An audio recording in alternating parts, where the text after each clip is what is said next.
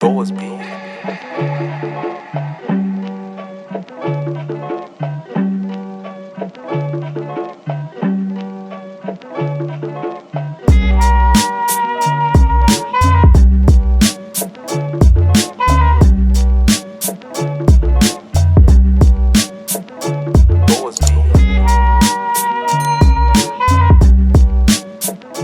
Salut les gars,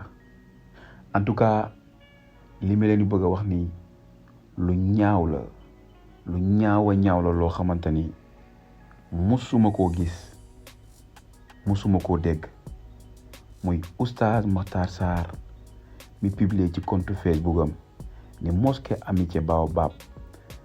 liñ ko jota xamal ci li fa xew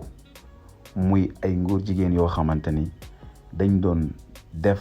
lu bon ci kaw jumaa ja moment bi nga xamante ni Sénégal mi ngi football ak Burkina Faso comme ni ngeen ko gisee nii mu publier ko ci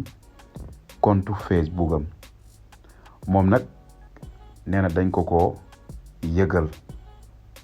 ni mbir moomu jamono bi nga xamante ni Sénégal mi ngi football ak Burkina Faso am na ay ngóor jigéen yu nekkoon ci biir mosquée amitié baobab crack ca kaw doon fa def seen jëf ju bon mu nekk loo xamante ni nag lu ñaaw la ci di ko dégg ndax loo xamante ni yàlla bugg ko muy góor ak góor di sëy rawatina ci biir néegu bi yàlla dafa def naka su dul noonu loolu lu ñaaw la ñi ngi xaar nag moom oustaz mi nga xamante ni donte dañ ko yëgal mu indil ñi ci ay détails parce que loolu rek la ñu jot a xamal ci compte Facebook am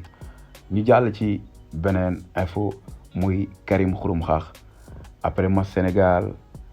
def na vidéo di xamal ni Macky Sall bul dem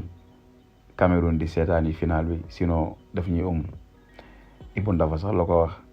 xaw ma nag day mbalak xaw ma dafa nekk au sérieux mais lu mën a xew mooy Sénégal am na ndam ngir dem final pour jël coupe nañ leen ñaanal te xam ne ndam li bu ñëwee Karim sa ndam la ndamu Macky Sall la ndax Macky Sall lu mu bon ak nu mu mënti mel ak luñ ko mën a bañ moom mooy suñu président léegi nag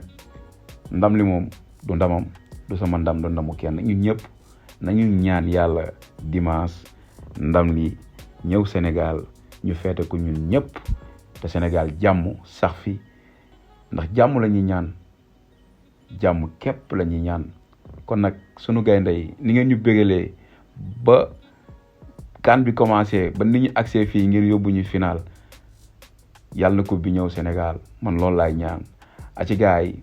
les commentaires te bu leen fàttee abonné te bu leen abonné ba pare ngeen ba seen cloche notification ba vidéo bu mën dugal rek ngeen mën ko am.